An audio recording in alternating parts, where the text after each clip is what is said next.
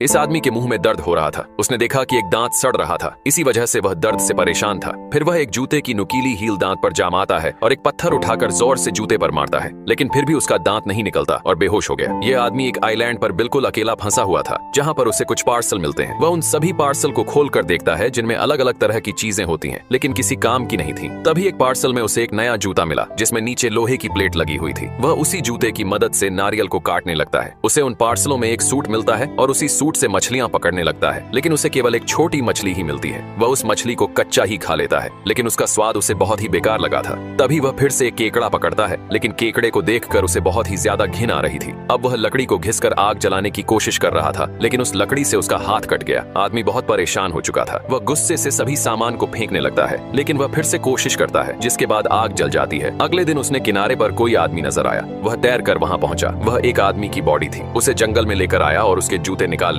फिर उस आदमी की जेब से एक पर्स निकाला। पर्स में उसे कार्ड मिला जिससे साफ था कि वह आदमी नेवी का अफसर था। अब आदमी ने यहाँ से बाहर निकलने की सोची, क्योंकि अपना पूरा जीवन आइलैंड पर बिताना किसी नरक से कम नहीं था। उसके पास एक खराब एयर वाली बोट थी। आदमी ने बोट को ठीक किया और अगली सुबह का इंतजार किया, लेकिन सामने बड़ा समुंदर था जिसकी लहरें बहुत बड़ी थीं। आदमी बिना सोचे निकल पड़ा, पर समुंदर की लहरें उसके हौसले को तोड़ रही थीं, बार बार उसे पीछे धकेल रही थीं। आदमी फिर भी मुकाबला करता रहा, लहरों से लड़ता रहा। तभी उसने पीछे देखा, वह और किनारे के पास पहुंच गया था। अब उसे गुस्सा आया और खुद को शांत किया। एक बहुत ऊंची लहर आने वाली थी। आदमी तेजी से आगे बढ़ रहा था, लेकिन अफसोस उसकी नाव पलट गई और वह डूब गया।